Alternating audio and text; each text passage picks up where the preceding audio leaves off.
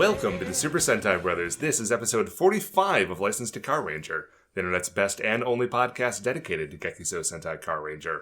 Every week we watch an episode of the show and we share our thoughts with you, the listener. My name is Matt J. With me as always is my co-host and brother Dave. Dave, how you doing today, bud? Good. Sorry, I was just at the tail end of a very big yawn. I'm glad to know that I'm really engaging you and the audience right now. You know, Matt, it's not you. You're always a delight to talk to. It's my children, because they never stop.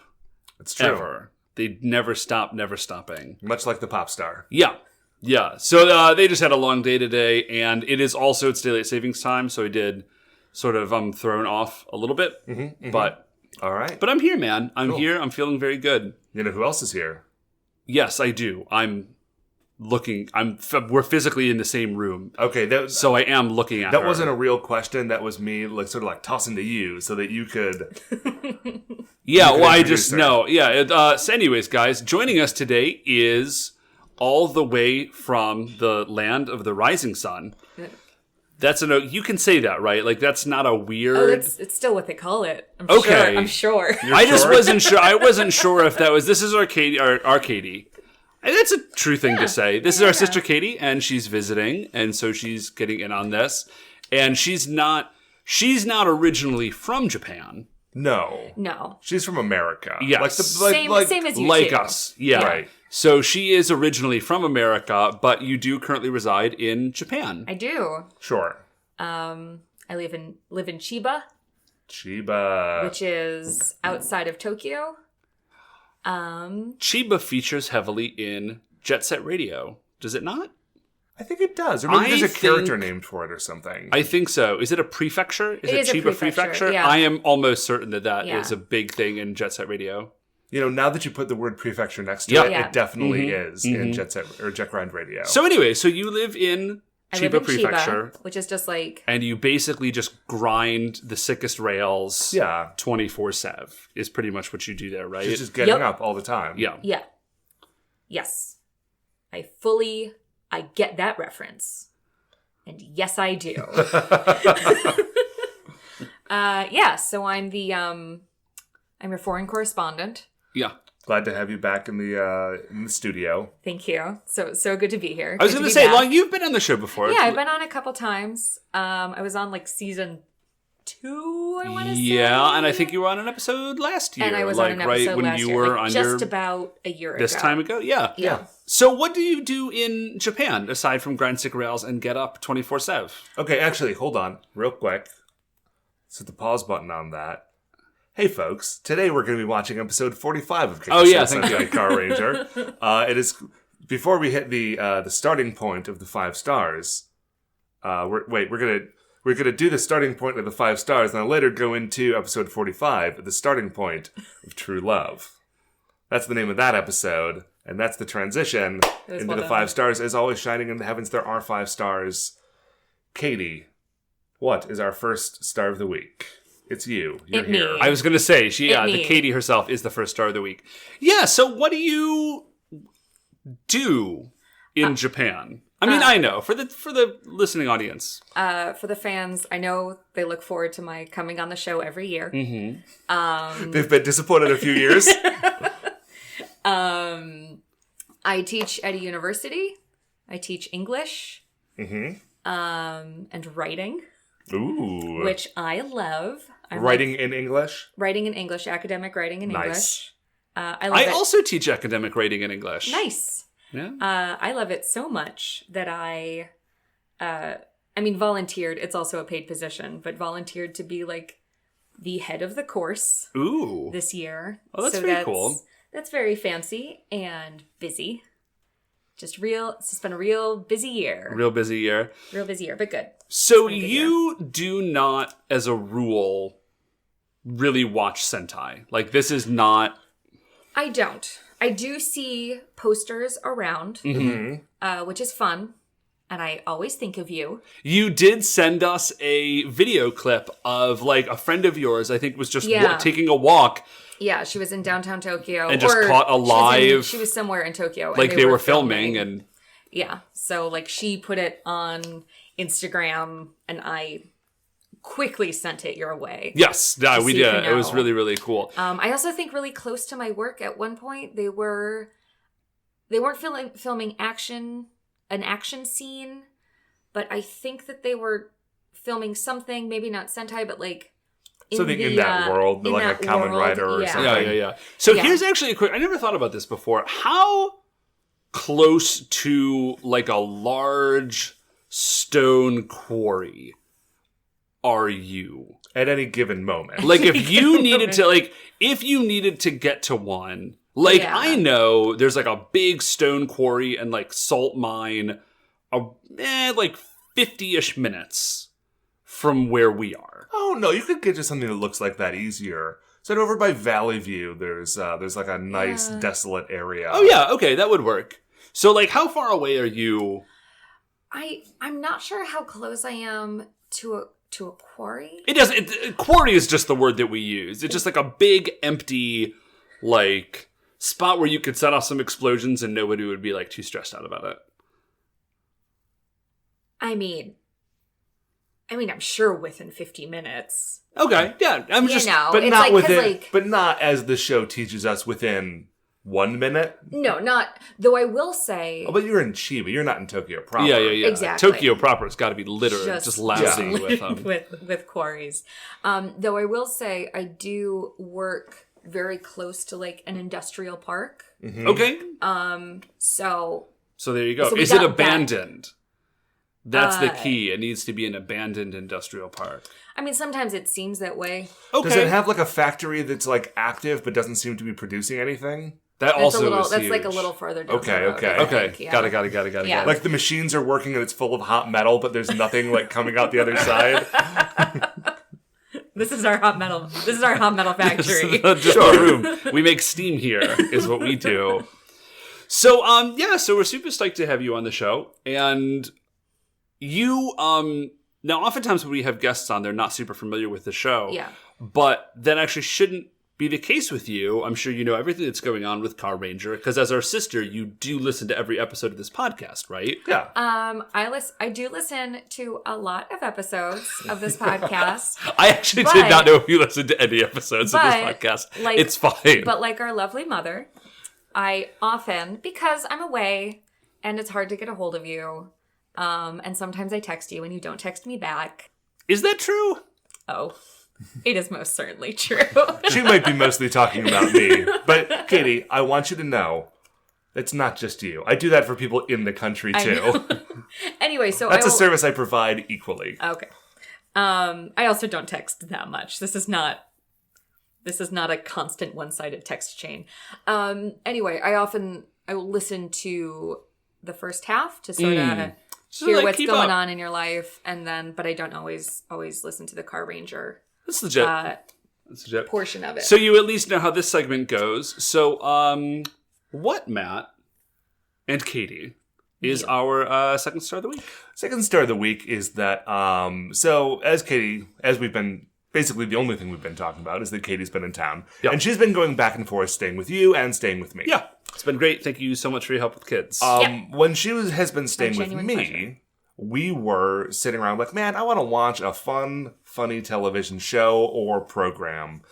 And we were looking around on the various streaming services and found on Amazon Prime that they have old episodes of The Carol Burnett Show. Now, I love The Carol Burnett Show. Such a classic. Such a classic. Carol Burnett, a treasure. American treasure. Straight up. Fantastic. Here's the thing. My main exposure to the Carol Burnett Show when I was growing up was the same as the both of you, because we grew up in the same house, there was this like 20th anniversary special that was on TV that was celebrating like all the great classic bits of the Carol Burnett Show. And Carol Burnett herself. Carol Burnett herself and like the old cast came out. Yeah, I can kind of hear the music now. It's great. Yeah, Mom had like taped it off the TV onto a VHS. And we would watch it like a lot. Yeah. And the thing is that it was full of all of like the greatest hits of the Carol Burnett Show. That's just real quickly. The words that Katie said were taped it off of the TV onto a VHS. That's sort of like if you DVR something, but onto like an ejectable hard drive, and then you would just sort of have it. Yeah. You just keep that, and then someday you'd plug it in And you'd it watch wouldn't again. work. Yeah. But it would work, but it would look like noticeably worse every time you watched Yes. it. And also, before you watched it, you did have to take the time to rewind it so you could start at the beginning. Yeah. Well, of course. Yeah. You may have had a special machine that We did. just that. Yeah. We sure did. Anyways. So and so in my mind, the Carol Burnett show is all killer, no filler. Yes. Yeah. Because the only Carol Burnett I've ever watched is this It's like the greatest Yeah. hits. right. So we're like, oh my gosh, we could just pick any episode. It's all gold. Well, here's what we've discovered, Dave. So that show was on the air for 11 years. It's like there's some funny bits. there's a lot of killer. But in 11 years, boy, Definitely. they make time for the filler. They let that breathe. A lot of sketches about married couples who hate each other. Just so angry. Fun. A lot Fun. of- That's cool. I did not realize how much it seemed like a rich vein of comedy in the 70s. Yeah, that's true. It's just like, we're married. We're not don't sure like why. it. We'd rather not be. Also, I did not realize the extent to which song and dance was a huge part of that show. Oh, yeah. I didn't know. I actually heard an interview with her later, like semi-recently, and someone was asking her about the American show. Treasure. Yeah, she's amazing. And they were asking her about the show, and she's like, "Oh, you could never make that show today." No. She's like, you could never, like, it just, like, would not work. Like, nobody would approve a budget Yeah, they Like- had, like Yeah. for the show that we had. Right. It also, like, it starts with questions from the audience, but these are not, like, I don't think these are vetted questions. It's Yeah. just like, hey, what do you put in your tuna salad? Just, like, fully. Yeah. Just like, well, That I was sounds- just wondering. That sounds excellent. I would watch a full episode of people just asking, like, Carol Burnett about her. Well, now that sounds weird to say, but yeah. Yeah. Anyway, it is a fun show, but It is. boy, like some of those dances, because especially like So- the time period when it was coming out, Yeah, like, I am- like the yeah. late 60s. the costuming is I really need to ask you about this. it's difficult to grapple with. Because in Yeah. the notes just say Carol Burnett and the horniest dancing is Oh my what gosh, these words it is say. it is the randiest performance. No, this is not Carol Burnett herself doing yeah. it. This is a Okay. guest performance. This Okay, is, that makes a lot more sense to me. This is a very young, like 21, 22-year-old Leslie Ann Warren. Who she played? Who? She played Cinderella in the like 60s Roger and Hammerstein Cinderella. Such a great touch point for all the listeners, Katie. Listen, that's Is A that lot of the people know one? that. There was a live version of, like, we had a tape Yeah, of this, yeah. right? Okay, yeah. I just feel like if we haven't lost him with Carol Burnett, like using our other reference point as the CBS televised Cinderella special. listen. It's a classic. It's a classic. Hey, listen, no one's arguing that it wasn't. Well done. But no, she was also in Clue. Like, she's been in a million movies. But this is well before. This was like 15 years before Clue. Okay, yeah, I recognize her from Clue, definitely. Yeah, I think she's Miss Scarlet in Clue. Yeah, she is. Yeah. I have never seen Clue. Oh, you gotta. Oh, man. You gotta see Clue. Clue is a classic. Okay, but have you seen Roger and Hammerstein's 60s Cinderella? Yes, I have, yeah. Okay, then I'll watch Clue. Anyway, she's wearing this like skin tight, like multicolored sequence, bell bottomed, backless jumpsuit Yeah, but picture like sort of like, and sleeveless. like checks. Like the sequins are in checks, kind of like a sort of Harlequin style. That makes it sound way too like But it was not meant on to. purpose. But it was not meant to be like. Imagine someone rolled around in glue and then someone shot him with a confetti cannon. Okay, yes, Yeah. yeah. That's sort of I've what got it looks I'm definitely like. picturing it. And she's just doing like this weird, like sometimes slow, sometimes frantic, and like dance when she's looking directly into the, like, so intensely directly into the camera, singing The Best Is Yet to Come, which is just like an old, like, Frank Sinatra crooner song, but the way she is singing it, it gives you an entirely different idea as to what the subject of this song is. Okay, yeah. Wow, okay. Anyway, it's on Amazon Prime. Check it out. So, what, Matt, is our third star of the week? Third star of the week is actually another music-related star. I was... one of the reasons we were unable to record recently was that I was in Nashville, Tennessee. I was on a work trip. It was nice. I go down to Nashville every year or two. And it's a great city, great food, cool places to go, things to do. But one of the things to do there is that if you go to literally any bar, there will be live country music. Okay. At some point throughout the day. Sounds like a great reason to avoid Well, here's what I've realized. going to bars. Here's what I've realized. Is that, so you know how introverts will say, like, hey, it's not that I don't like people, it's that, like, being around people in a social situation uses up my sort of internal battery that I need to have charged in order to do that. I have realized that I have a similar battery in me, not for people, but for live country music. Okay. Where, like, I can enjoy going to, like, a honky-tonk bar in Nashville. Yeah. Okay. And, like, soaking in a few hours of, like... Okay. Got it. Live Yes. country music. And then you need a full calendar year. And then I need a full calendar year. And then I'm genuinely excited to go back.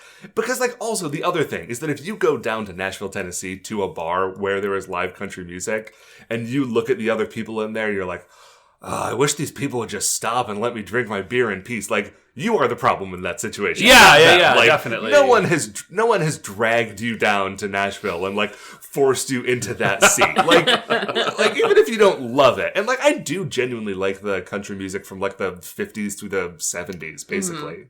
Yes. Yeah, okay, I got But you. I realized that, like, man, if I'm down there and, like, somebody starts playing, like, Garth Brooks for a song, so long as they follow that up with, like, a chaser that I can go with, I'm fine. Just, like, let the good times roll. Yeah. I don't, like, you know what you can follow that up with? It's Voulez-vous tout nos soupons is, I believe, the French. Okay. Yeah. You know what's gonna be a real nice chaser after that? No joke. Little Shania Twain.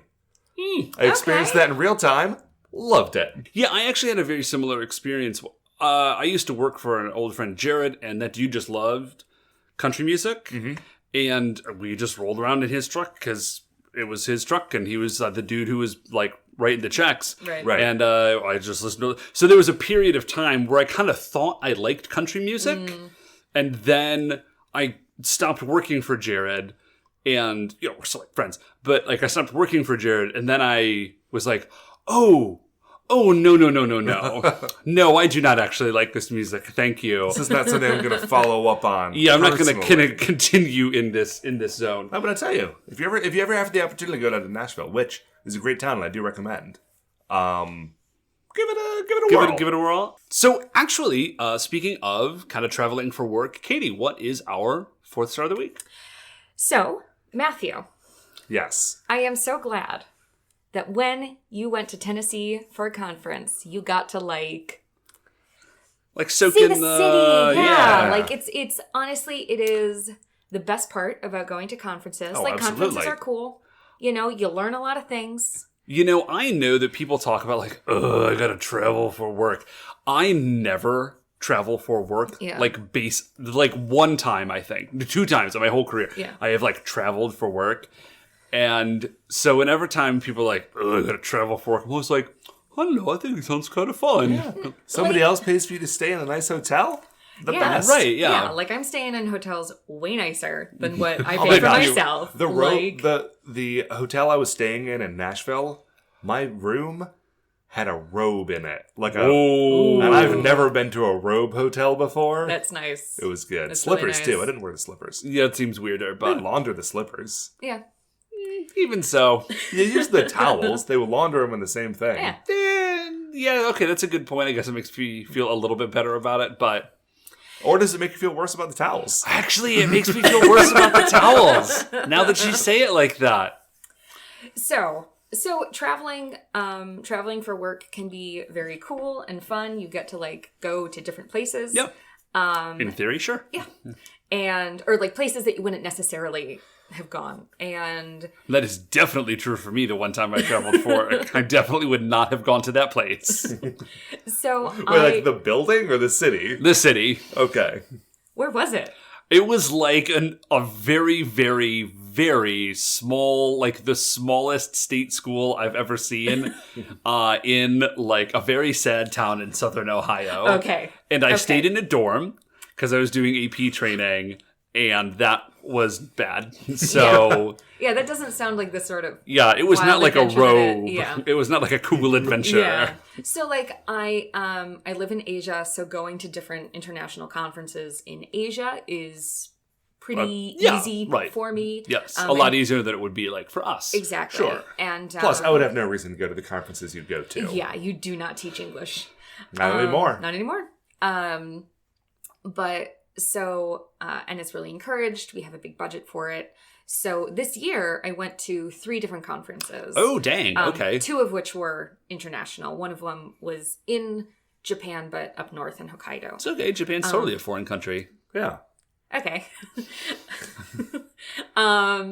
So in that sense, all 3 of them were international. Yes. Hokkaido, Dave, that is where Minoru had to chase. Minoru and Signal Man had to like chase the package up north. Gotta love Sentai for helping you with your. I was gonna say, geography. like, based on Sentai, I actually have. I would say better than the average American, like, grasp of Japanese geography. Like, it's still very rough, obviously, but we're like, Hokkaido, I'm like, that's in the north. Be like, Osaka, that's in the south. Tigers play there. Yeah. That's true. Okay. So, I, like, earlier in the fall semester, I went to Korea, and I lived in Korea, and I love going back to Korea. It was very great. Missed a huge hurricane, which was also very great. Yeah, great. Nice. And then... Oh, that's great. I missed a huge tornado right after I left Nashville. Nice. Convenience. Well, for you. I mean, for me. Yeah. Our heart goes out to everybody who's... Sure. Yeah. You know, it's obviously very bad. Yeah. So, and then like later after Korea, I was feeling really good about myself. And I thought, okay, like end of the semester, I'm going to sign up for 2 conferences, 2 weekends in a row. That sounds like too much. Which was also the 2 weekends immediately preceding me coming to the States. Oh, yeah, that definitely sounds like a lot. Immediately after classes and all of my work duties ended. So the first was in Hokkaido, which was really great. Yeah. And the second one was in Cambodia. And I was like, also very cool. Ooh, I'm going to Cambodia. This is very cool. And I'm staying in a nicer hotel. It has a pool. I'm going to go around and like see cool Cambodia things. Yeah, sure. Right. But what actually happened is I had just finished a very, very busy year of work, and I had just gone to another conference. So by the time I got to Cambodia, I was too tired to do anything. So I like went to the conference and I was like, yeah, great conference. And then afterwards people were like, oh, we're going to go get dinner. And I thought, cool, I'm going to go back to the hotel and get room service. I think that's what that Holiday in Cambodia song is about, right? Staying in your hotel and getting room service. Getting room service. Yeah. The Dead Kennedys were really into that. And I was like, oh, and cool. Like, you know, when you go to some places, you have to be a little careful with the food. You don't want to get sick. And I was like, I should be fine if I eat like conference food because they get it catered by like a pretty nice place. And then hotel food tends to be nicer. So I felt like very safe and secure getting hotel food. Sounds like... I should maybe not have been quite so safe and secure getting hotel food. I actually didn't know anything about Cambodian food. It's not quite Thai food. Okay. There's a place on West 25th, Phnom Penh. You should go there. They got good stuff. Yeah. They eat banana flowers, which were actually quite nice and a little weird. Interesting. Did they taste like bananas? Tasty. No, it tasted like a plant, like a Well, it definitely like is a hardy, plant. Yeah. like a sort of like hardy green Oh, in a way. Interesting. Yeah, it kind of had the texture of like a soft lemongrass. If you've had like chunks of lemongrass. yeah. Okay. I get it. I am disappointed that there's no banana flavor at all. Like, it feels like there should be. Well, you can definitely get bananas, just not from that particular. Well, yeah, so can I, Katie. But you can get like fancy Cambodian bananas. They're small. Okay. They're like a like finger little guys, length. just little guys? Yeah. Anyway, so to any English teachers out there, get yourself to Cam TESOL. It's a great conference. But if you want to see anything, maybe don't go to Hokkaido. Don't go to Hokkaido like immediately. Don't plan 2 beforehand. weekends of international travel like right in a row. Right. Yeah. All right. So I think that's. Oh, actually, thought that was the last star, but it's not. It's not. In fact, Dave, would you please tell us what our 5th and last star of the week Sure. is? So we're talking about like work stories. Here's my work story for the week. So I teach drama, of course, and we're in the middle of prep for our show this year. We're doing As You Like It, Shakespeare's As You Like It. Fantastic show. It's a fantastic show. It's one of my favorite Shakespeare plays. It's great. You can really tell his growth as a playwright. It's one of his later shows, and you can really tell his growth from a playwright from his earlier work. Like, it's just a lot tighter. Like, going through to edit and annotate is difficult because there's not really much that you can cut out of As You Like It because it's very dense and it's very good. So as the drama teacher in a high school, if you know anybody who is in drama and in high school, you know that and I say this with like all the love in my heart. I love these kids, but it just attracts the weirdos. Like, it just does, because that's what drama departments do. Like, we were the weird. Like, we. Yeah, like, you know, that like was I us in high teach school. drama. Like, I host a Sentai podcast. Again, like, I'm not like casting stones from afar. And in my particular drama club, I have what I would say is just like a statistically unlikely number of trans kids. Sure. Yeah. And that is. Well, it all like condenses into one spot. It does. In school. Yeah. It does. And, so like before, like for our big auditions for the beginning of the year, I say like, hey, like if I don't know you, like if you're new to drama club, like that's awesome. If you have a preferred pronoun, just like let me know so I can be respectful of that. Yeah. And that's just like, rad. Yeah. They're here. They're queer. And you're used to I'm it. very used to it. Yeah. Like that's totally, like that's great. So, As You Like It, if you don't know the show, is one of the shows wherein cross-dressing features very prominently. And, of course, in Shakespeare, all the parts were originally written for guys, right? And, like, even the female parts were played by guys. And so it's a show where, like, it's a guy who's playing the part of a woman, but then the woman is playing the part of a guy, right? There's, like, a lot of this going on.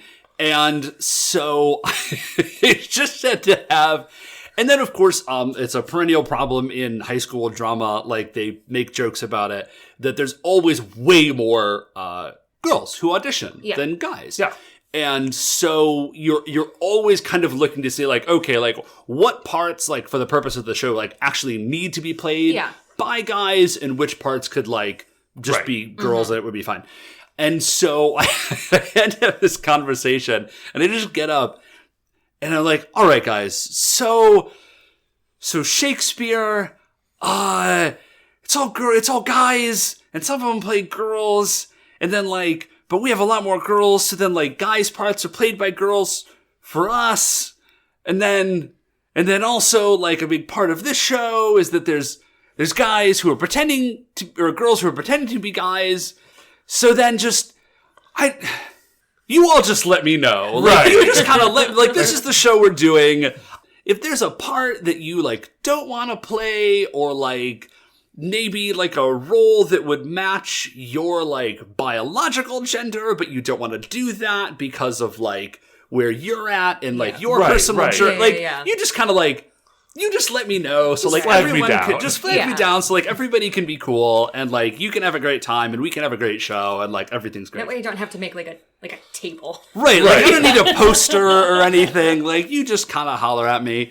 And so we did have like one of the stars of the show, like midway through And, obviously, it just happened to line up this way. Right. Midway through the show started their sort of like social transition from male to female.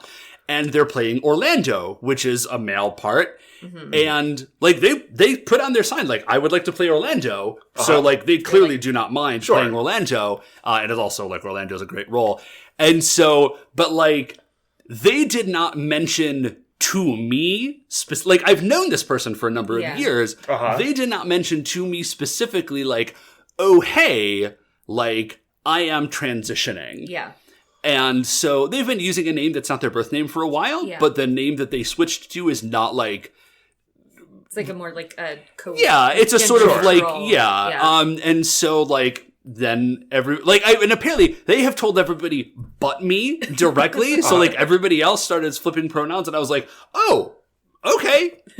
Like, right on. Just like, this person did not mention that to me. So that's been sort of like my wild life surrounding this play recently. Shakespeare, man. Shakespeare, man. It's great. So, you know what else is great, Dave? Is episode 45 of Gekisou Sentai Carranger. It is called The True Starting Point of Love. I forgot to look up who wrote it and when it came out, but it was probably... It's probably Yoshio Urasawa. Or like Hiro Hisasoda, or... It's one of those people... It's one of the guys. It came out in like mid-January of 97, I think. I think it would be, yeah. Anyway, you can look it up. We're going to take a quick break, and when we come back, we will talk about it, and you will enjoy listening to it. I promise. I command it. All right, welcome back. We have just watched episode 45 of Gekisou Sentai Carranger, and we are here to talk about it for your and our enjoyment. Yep. So Speaking of enjoyment, what a good episode. Oh, this is man. a very, very good episode. It was very fun. This is a killer episode, as are the best episodes of the season are almost always the last ones. Oh, yeah. Like, you can I don't think there's ever been a season of Sentai that we've watched that has finished weak. No. Like, even the seasons we don't like as much, like the last 4 or 5 episodes, like, always kill it. And this is definitely no exception. So... How late are we actually? Oh, we're super late. Okay. There are 48 episodes of this season. Yeah, this is episode 45. Oh, so there's only 3 okay. There's 3 episodes left. Yeah. This is... At this point, you may as well watch the rest of the season. Yeah. I certainly could. So this episode starts with Kyosuke, and he is running kind of through the fog. So it's like a dream sequence pretty clearly. And he kind of like comes to the edge of this bridge and he looks down over the bridge and he sees that there's somebody in a bus station. It's obscured. Like you can't see who it is. And the woman is wearing sort of like a blazer, a skirt, and then the camera cuts down. And the other thing that they are wearing is the Beauty Zanette's ridiculous headdress. Because it is, in fact. It is, of course, Zanette, who is waiting for a bus in Kyosuke's dream. And Kyosuke runs down, and by the time he gets down there, he is now the Red Racer. And Zanette turns to him and says, Red Racer, like... I can't love you, right? She doesn't say that expressly, I don't think, but like... she communicates that. Yeah, like... She calls him a liar. Well, it's that she doesn't like men who keep secrets. Yeah, that's her problem. That's it. And then she gets on the bus and drives away from him as he sort of is calling after her. And then he continues to call after her as he wakes up. He is sitting in like the president's like roadster. Yeah, which we have not seen the president in so long. Oh, I'm so bummed out. I actually have it in my notes that I'm bummed out that we have not seen this dude. He was such like an excellent part of the show. Yeah, I do remember the president. Yeah, like they all work in the thing, and he was their boss. And now I don't know. Maybe Kyosuke has killed him to claim his car for his own. That's how it works in the car universe. Yep. Yeah. I mean, that's car magic, baby. That's car magic. There can be only one. So he stands up and he shouts out. Just thinking about the Highlander the other day and how often do we talk about how good the Highlander is on this show? Pretty frequently. But you know what? The Highlander is very, very good. I'll stop talking about it when it stops being good. And it's too late for that because the show has been off the air for many years. So he stands up and he shouts out Zanette's name. And then he sits down and he's like, oh my gosh, I've got to do something about this. And then he is smacked in the head by a dustpan because Minoru was sitting behind the car while Kyosuke was sleeping. And he pops up And he starts telling him, like, yeah, so I guess you were dreaming about Zanet Again. like you always do. Yeah. And then one by one, all of the other Car Rangers, like, pop out from behind this car where Kyosuke has been sleeping to, like, A, berate him and tease him, and also B, get us up to speed in case you're just hopping in on the season now. And I found it very helpful. Yeah, that makes a ton of sense. Would you guys get behind a Highlander, not necessarily a reboot, but a new Highlander film? Like with Colin McLeod of Clan McLeod? Well, I don't think so, because Christopher Lambert is, I think, too old to do the part now. Well, that's not Colin. Right? Neither of them are Colin. Neither of them is Colin. It's Connor and Duncan. Duncan's from the TV show. That's Okay. Adrian Paul. Sorry. Adrian Paul. I meant Adrian Duncan. Paul of the Sword Experience. Yes. Yeah. So anyways, I was just thinking, I actually might get behind a reboot. I think I could see it. I could see a reboot even of the first movie. Mm-hmm. It would be okay. First movie's great. It is good. I would only watch it if Sean Connery played a Spaniard. Well, Sean Connery has retired from film acting because he hated The League of Extraordinary Gentlemen so much. He has never done another film after it. That is a true story. He has done some weird voice work in, like, extremely poorly CG animated, like, local kids shows in Scotland. This is not a joke. This is totally true. It's like him and a cartoon goose, like, going on an adventure or something. Yeah, but he has Look it up. but he has refused to do a movie since that because he's like, this is the worst movie ever. I'm out. So anyways, which I think is unfair to the League of Extraordinary Gentlemen. It was a bad film, but I did enjoy it. It's fun. Anyways, so they're like, listen, you have to do this. Like, this is kind of destroying your life in a way. Like, you've got to deal with this thing. And he's like, you know what? You're right. I'm going to tell her. Yeah. Like this, like that declarations are very important. Mm-hmm. Like, I'm not talking about generally. I'm talking about in Japan. Oh, yeah. Declarations are like... Oh, is this like a larger part of Japanese culture? Yeah, like declarations are like very important. Many times it's sort of... I didn't actually know this This is amazing. I just assumed that this was part of like the melodrama of Sentai and anime. This is why you gotta get yourself a foreign correspondent. This is the melodrama of Japan. Or at least like Japan, like current Japan youth culture. Where, well, I guess current, quote unquote, this is in the 90s. Yeah. It's 25 years old.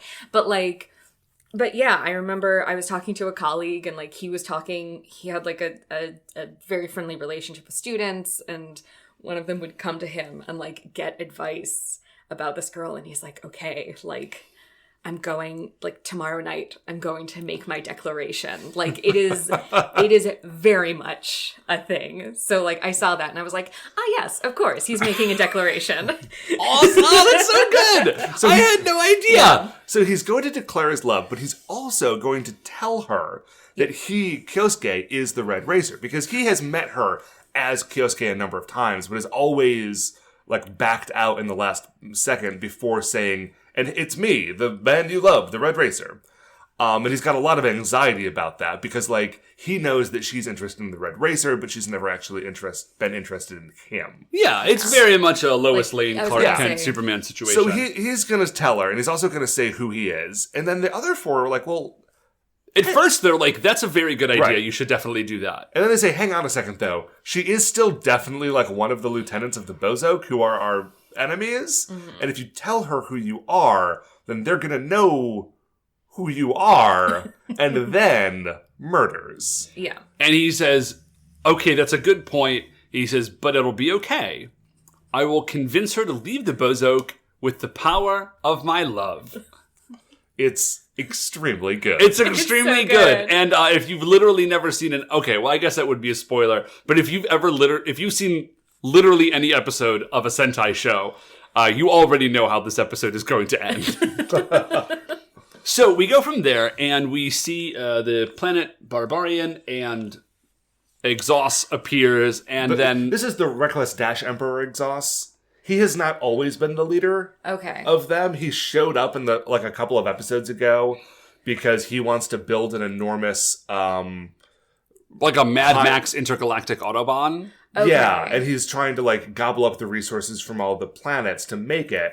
And when he does, there's not going to be any rules on it, and you're just going to be able to drive recklessly and crash into things. Oh, okay. Across the galaxy. Okay. Yeah, so he's bad. Okay. And he's the emperor of all that is evil. Like Mad Max And meets so- Hitchhiker's Guide to the Galaxy. Yeah, exactly. Like a little Yeah. bit. I think yeah. we made that joke on when that Yeah, we episode very came out. may Well, well have. I didn't listen to it. Thanks so much for your support, Katie. So anyways. So what's great is that when he first showed up, he was so, like, everyone was terrified of him. And, like even the other bad guys were like, this is one bad dude. Like, he is the new boss. We need to do what he's saying. Mm-hmm. This episode, he shows up, and instead of calling him Emperor or even, like, Exhaust, they're like, hey, Pops, how you doing? Like, what are you bothering us about now? Like, they have just, in the course of, like, 6 episodes, or however many, like, the Bozok are so, like, unruly that, like, They cannot maintain respect. yeah, like, even the evil terror emperor. of, like, the emperor of all that is evil in the universe, they get, like, 6 episodes of respect out of that, and then completely fall apart. So he says, so where's Dynamo? And Zelmoda's just like, oh, yeah, man, he's taking a nap. He's just been under a lot of stress recently, and he's just kind of chilling out. And Exhaust says, well, I really am counting on you guys to explode Earth. Yeah. What's taking so long? And Zelmoda says, man, President Dynamo is just like, he's just real hung up on Zanet. Okay, I never caught like that little bit about him being hung up on Zanet. What I heard was the immediate solution. They did not say that. Oh, Sorry. okay. That is a thing that you would have That's to like know a from thing previous. that's been- Yeah. okay, 'cause That I was- Dynamo is really into Zanet. I was wondering because I thought that is the thing that we are about to say is the most insane sort of like I've got a solution. I've got the best solution. Yeah, no, this actually does fit into the Okay. context of, Okay. of the show. So what the solution is like, hey, Exhaust, you've got a lot of resources, right? You could probably throw a pretty good wedding. And Exhaust says, well, yeah, sure, of course, but why? And Zelmoda says, listen, let's throw a nice big wedding for President Dynamo and Zanet. And then, once they're married, and he's like he's going to be a new family man, he's going to have a lot of new responsibilities, this is really what's going to get him to, like, refocus on Like the he mission. will he will work really hard with this thing.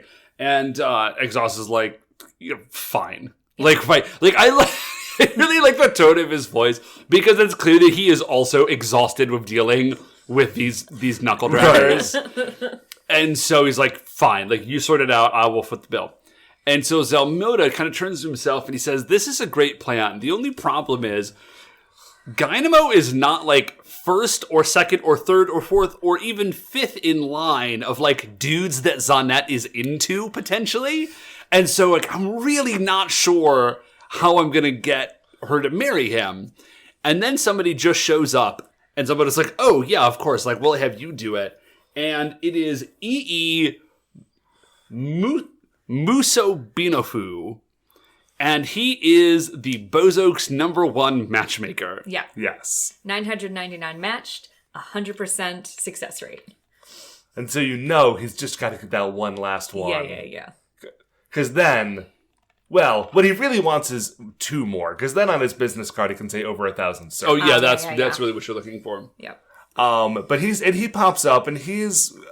Katie, you said you recognized his look. Yeah, he looked like a money envelope. Okay. That you would like give a couple for their wedding because giving money. okay. I think this is the case in Japan. Okay. I know it was the case in Korea. Sorry if I'm. Is there mixing like a this up. special envelope that you There's wouldn't just, just like- put it in? Well, there is like giving money as a gift is, as is everywhere, like very common, but I think perhaps a little bit more common. Okay. Just from the amount of fancy money envelopes I've seen in my life. There. Got it. So it looked like a money envelope, but then Mm-hmm. he also had like 2 sets of chopsticks, which are also common gifts to give to new married couples. Oh, like, really? yeah, you're starting your life together. Oh, well, even in Yeah. the States, you get like flatware. Yeah. So that Yeah, makes sense. exactly. So in any case, he is like wedding thief. He is very much got it. wedding. Okay, cool. So we go from there, and Kyosuke is sort of running around, basically checking every horoscope he can get his hands on. Like he has like a popsicle horoscope. I think not maybe really it's sure just like there's just a promotion on the popsicle. So he wins a popsicle, or he eats a popsicle, and then there's a stick that just says, "You won," and he's very excited about that. Right. He checks his horoscope. He checks his, like he goes to the temple to, get a fortune from the temple. Just everything you can think of. And everything is telling him that he is going to crush it. The stars have aligned, the car magic constellations have aligned in his favor. He should go for it, and this will all work out perfectly. And he's like, okay, now it's time to tell Zanet. He stops for a moment. He's like, wait a second. How am I going to find Zanet? I have no way to get in touch with this person. And then as he's sort of pacing and thinking, Zanet, in a wedding dress, just runs past him while he's only barely able to see it out of his peripheral vision. It's sort of we see that loop a few times in slow-mo, which is a great comedic beat. Great. And then he turns around and sees her running, and she is running from what's that guy's name again? I just called him Musu in my notes because it's a real long name. Running from him, that dude has a bow and arrow. Because apparently his gimmick is that he's like a weird rapey Cupid. Yeah. Cupid monster. Yes, that is exactly what it is. It's genuinely upsetting. Yeah, it's real bad. It's very, very, very bad, and it made me deeply uncomfortable. Yeah, actually. So he's after Zanet, and he has this bow, and he's like, "I'm going to hit you with a love arrow." And then you're going to love President Dynamo. And so he, enchants this arrow. And she's very clearly not interested. Right. She's actively fleeing. It puts a little picture of President Dynamo on the arrowhead. I like to think that he just has, for all the matches he tries to do, there's, a photo day so you can have the appropriate tokens to, put in the arrows to, and then, you gotta upcharge for the wallet picture, the glossy 8.5 by 11s. Exactly. The miniature to put in the locket. Yeah. You can charge an extra $20 for photo refinishing. Mm-hmm. No one knows what that is, but it costs $20. Oh, dude, they tell you for your high school photos, it's horrifying. They will go in and Photoshop you. Oh, really? Oh, did you have a zit on photo day? We'll Photoshop that out. $20. That seems pretty normal to me. That might be my context. Anyway, he's shooting this arrow at Zanet, and Kyosuke, not Red Racer, but Kyosuke, jumps in and knocks her out of the way to save her from being the abject horror of being in love with President Dynamo. Right. Yeah. The arrow then does hit a park bench. Yeah. A face appears on the park bench and starts talking about how much it loves President Dynamo. And then, animates, its little legs, animate, and then it just, runs away. Yeah. I guess to get Dynamo? Yeah. So, the Rangers arrive, and they sort of join the fight, and then she's Zanet is really excited until she realizes that the Red Racer is not there. And she's like, oh, well, it sucks and is dumb, because, you guys are all lame. Where's the Red Racer? Kyosuke, of course, is right there, and he's like, he's like, okay, I'll just tell you. And she's like, sure, weird monkey-faced civilian. I'm not interested in you. I'm really just interested in the Red Racer. And then he henshins. He transforms right in front of her. And he's like, it's me. And she's like, oh. Interesting. How weird. Because I was so into the Red Racer 30 seconds ago. And now. So, Kyosuke starts getting into a fight with the monster. They go back and forth for a little bit, but Kyosuke sort of fighting him on his own is not quite able to keep up. Yeah. He ends up getting knocked back against a different non-animated park bench. Gets knocked out of his transformation mode. But as the monster is coming in, the other 4 Carrangers are able to shoot him with laser guns, so he runs away from them while Kyosuke and Zanet run away from the scene to try to get to safety. Yes. Yeah. And when he's sort of knocked out of costume. Yeah. When he's knocked out of costume, also a wallet or something falls out of his basically like a photo ID that with him as the Red Ranger. That's the picture that Zanet keeps has, in her wallet. She was staring at it while okay. that fight was happening and ended up dropping it when he had to knock her out of the way with another one of those arrows. Yeah. So we go right from there back to Barbarian, and President Dynamo has a weird bow tie on his like giant armor head. Okay. He's got 2 bow ties on. Yeah, and he's like, "Oh, I'm Double tie. I'm really not sure about this. Like, I'm not feeling confident about my bow tie situation." And he calls Zelmoda in, and Zelmoda's like, "My dude, you look amazing. Like, don't even worry about it." Zanet is like just in the other room. She's so excited. Like, you just kind of handle yourself like, I'm going to go handle everything. Yeah. He goes outside. He's like, I do not know what I am going to do.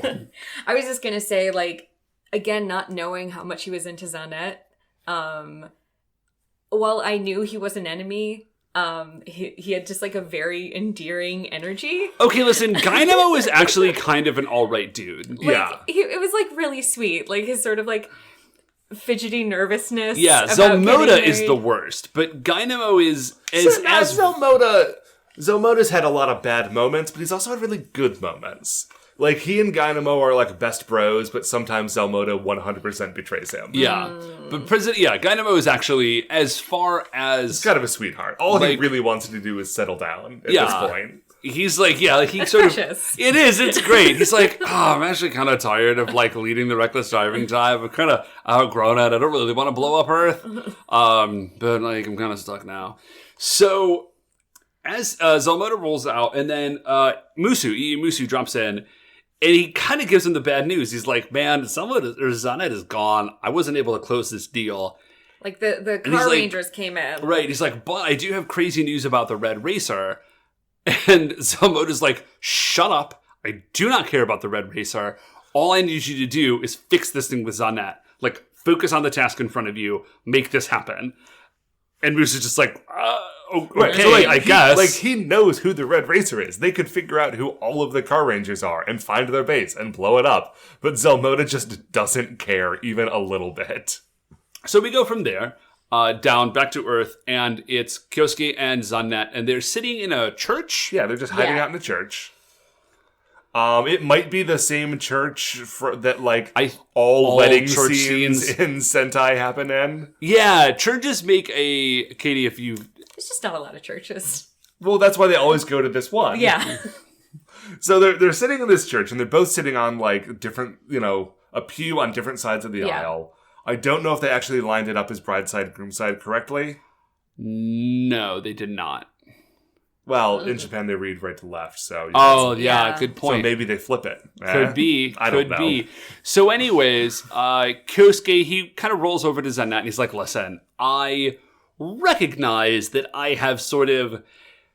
At first inadvertently, then sort of on purpose, but I recognize that I have deceived you here. But I am really into you. Yeah, so, like, let's... Like, my feelings are genuine... let's start over. Like, will you, like, go out with me as friends first? Which was a bit, like... This is a callback. Yeah, okay. Like, the friends first thing was a callback to an earlier episode in this relationship. And he, like, grabs her hand, saying, like, will you go out with me as friends first? And she, like, has a moment, and she thinks about it. And then she sort of, like, throws his hands aside and says, like, no... Red Racer was the one I loved, and runs out of the church. Yeah. And then as she runs out and is conveniently by a bridge that she can now look over in her thoughts. No, she goes to a beach. Yeah, she goes to a beach. She goes to a beach, which is even better. And where else would you gaze out over the water to collect your thoughts? Right, like in I didn't mention this, in the greatest costume I have maybe ever seen on anybody. Oh, yeah. I mean, that's just her regular costume. No, I know. I'm just very into it. Yeah. So she's, like, looking out over the water, like, single tear down her cheek as she's having all of these flashbacks. It was I know you don't watch K-dramas, but it definitely gave me, like, a K-drama, J-drama vibe of, like, a climactic point in a love story. Well, I mean, listen, like, I think they nailed it. That's what this very definitely is. Yeah. So as she is doing this, Ii Musubinafu, something like that, man. Ii Musubinafu rolls up. He's starting to attack her again. She's running away across the beach, and then Kyosuke arrives. Yeah.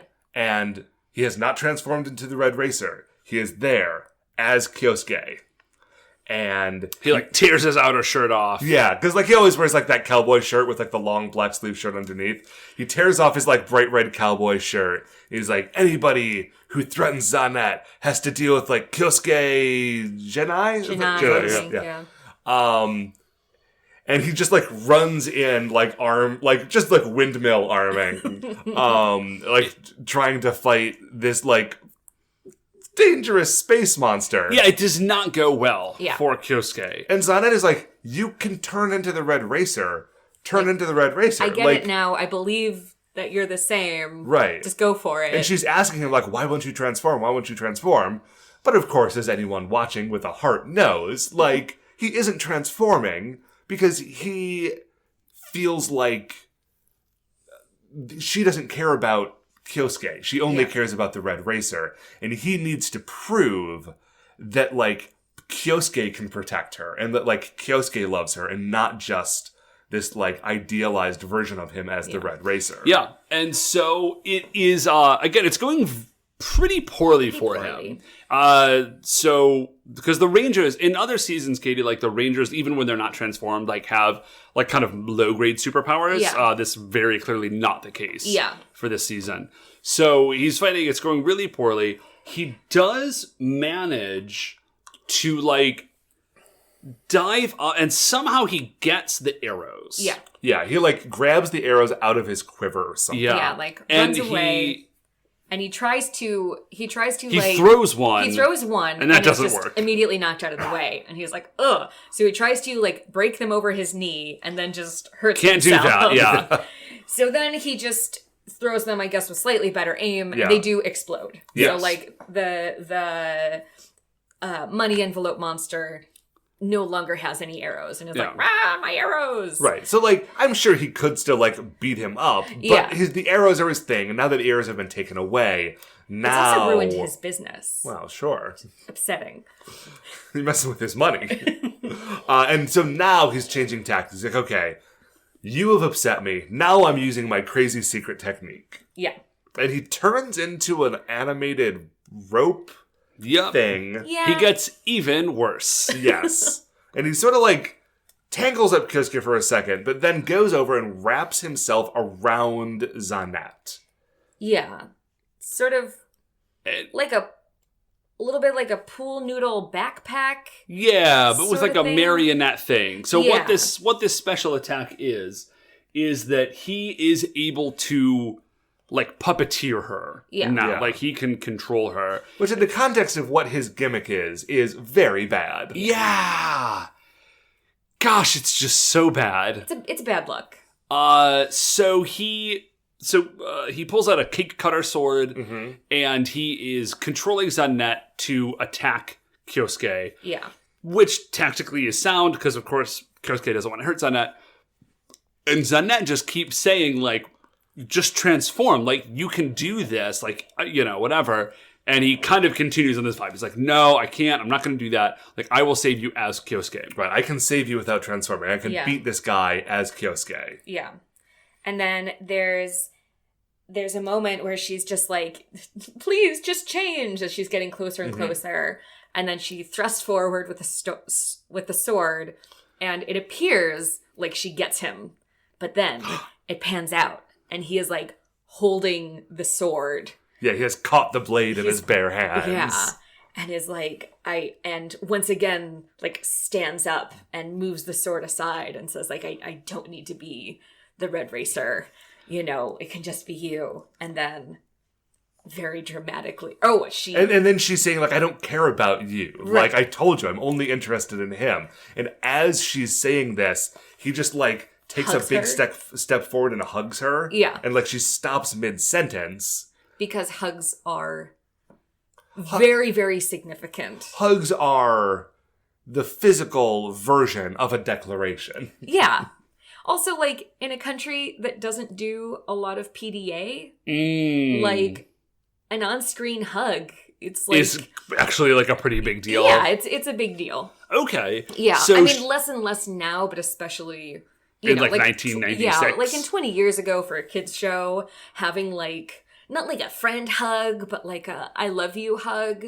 It's, you know, it was... like, that would have been a very... just like, like a truly romantic Oh, dig it. moment. Okay. It's like the grand kiss at a... And it does in work. like I mean, it plays. So she drops the sword, and, like, the force of Kyosuke's love is sufficient to, like, repel... She drops the sword, and then she hugs him back. Ah, that's right. Yeah. Sorry. Yeah, definitely. Yeah. And then he picks up the sword. Iimusu, like, sort of, like... energy turns into energy and like teleports over, and then Kyosuke picks up the sword and is just like, I will kill you with your own sword, and he just sort of like runs over, and Iimusu is like blasting with energy, and Kyosuke's just like running through the explosions, and then he 100% just like stabs that dude in the chest with his own Fully sword, stabs And a him. bunch of like blue electricity flies all over the place. Iimusu falls over.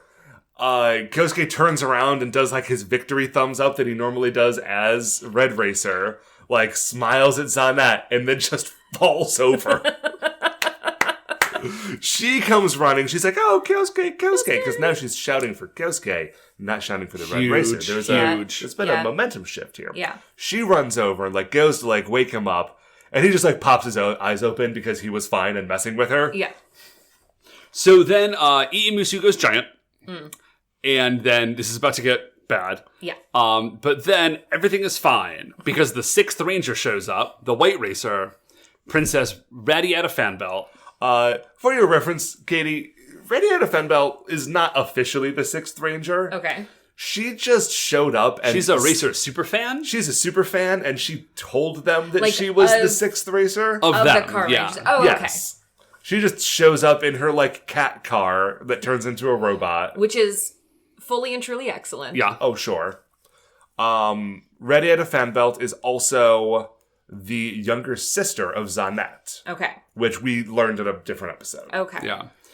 So she's like, it's cool, like, my cat robot will defeat this monster. She's like, I can't remember its name. She goes, cat robot, like, giant mode, and it turns into a giant, and then the other Rangers show up and they're like, we want to get in on this beatdown too. Right. They say like, shoot, I can't actually remember. It's something about like let us have a moment of the spotlight. Yes, that was it. Because they really haven't been in this episode. And then I don't know if they even bother to fight him. I think they just sulk.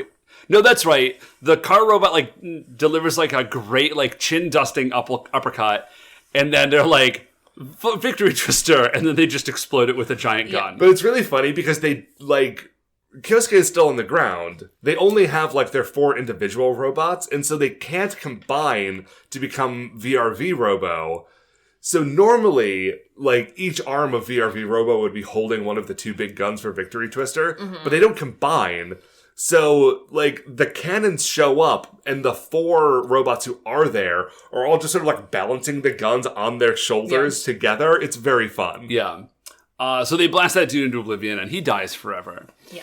So then everybody's like sort of chilling out on the ground, and Radiata is like, listen, Zanet, I get that you've been like mad at mom and dad and have been like off doing this thing, but like things are actually very bad. So we really need your help. Like you gotta come back to Planet Fanbelt and like help us out. Right. Because, especially, like, because the Reckless Dash Emperor exhaust is, like, blowing us up and taking all of our resources. Like, and she doesn't say, you know, the guy that your friends are working with. Yeah. But, Like Zanet knows. Zanet Yeah. knows, like, oh, that's the guy. He's not just threatening Earth. He's also threatening my home and the whole galaxy. And, like, this is really going too far. Like, maybe it is time for me to, like, stop messing around with these space crooks and, like, go home and help my family. Yeah. So she takes her like special necklace that we saw a few episodes ago, and she utters her like magical transformation words, which are ravioli, kishimen, linguini. And then she transforms and she says, she turns to Kyosuke and she says, "This is who I really am. I'm really Princess Vanity Mirror fan belt." And like her new outfit looks like a cross between Sailor Moon and She-Ra. Yeah, that's a real good sort of. Yeah, nailed it. And she says like, "I've got to go, so like bye." And then Kyosuke says like, "Well, yeah, but like, will I ever see you again?" And she goes, And then she's like, "Fix your dumb face before I get back." And I'm like, that seems like a mean thing to say because I don't know if that's an option. And then they just leave. But clearly like things are going to be cool from then on. Yeah. And that's the episode. Yeah. So it's interesting because that is, like this is episode 45. There are 48 episodes of this series, which means that like Zanette's off the board. Dynamo, I kind of don't know what's happening for the next 3, but yeah, I'm very curious. It's going to go real big very quickly. I was going to say, like, this doesn't... I was surprised to hear that this was that it was 45 of 48, just because it didn't... I mean, obviously big things happened, but it didn't seem, sort of from the outside looking in, it didn't seem... sort of like big and grand enough. It was big to Kyosuke. Yeah, this is actually, I can see if you had not been, this is the end of like a really significant arc kind of for this season. Yeah. And it's the end of that arc. It was also the end of this episode. Although it's not the end of the episode of Super Sentai Brothers, of course, because we need to determine where this terrible monster lands in the Creature Royale. So, typically, just as a starting point, monsters that are awful and give off, like, a real rapey vibe are at the very, very, very bottom of the list. Yes, which is why the very bottom of the list currently is General Cactus tied with Bara Nightmare. Because they both had sort of similarly, like... Oh, you mean, like, bottom as, like... Not like, oh, these are the worst, but like... They're the ones we hate the most. Okay. Yeah. Not a fun, cool bottom. Like, okay. Like, you're the worst. Yeah. So do we just want to, like, tag him in at last place and have a three-way tie? I think so. He's... Okay. Yeah, I think so. I don't hate him. I don't quite know why. I don't hate him quite as much as the other two, but I can't think of a good reason why I don't. He seems... Okay, here's what I think it is that the version of, like, being a predator that he is doing is not for himself. Oh, yeah. Okay, yep. No, I still hate him. Thank you. Yeah, but it's still definitely there and definitely bad. So why don't we just tag him in there at... slot number last with a bullet. Yeah. And that is going to do it for another episode of License to Carranger. Before we finish up here, I'd like to remind you all that you can email the show at supersentaibrothers@gmail.com. If you want to get any updates on future episodes or check out the things that we're talking about on Twitter, we are on Twitter at Super Sentai Bros. Dave, if anyone would like to get in on the playtest of Go Sentai Heroes, your tabletop role-playing game that you've been writing, how would they do that? So if you just email me at gosentaiheroes@gmail.com, I will send you the rules and put you on the update list for any future updates. And I've actually kind of been on a big pause because I've been real busy with school, but I'm hoping to get back to it in the next month or two here. All right. If you like the show, please remember that shining in the iTunes review section, there are 5 stars. Rate, review, subscribe over there. That's what's going to help new people find the show. Or just tell people. That's what's actually going to help new people find the show. The Super Sentai Brothers are a production of Retrograde Orbit Radio. If you'd like to check out any of the other great Retrograde Orbit Radio shows, you can find them all at retrogradeorbitradio.com. Katie, thank you for joining us on this episode. Very much. It's been lovely having you. It's my pleasure. Thanks for having me. All right. And folks, I'm Matt. I'm Dave. And we'll see you next week for the greatest show on Earth.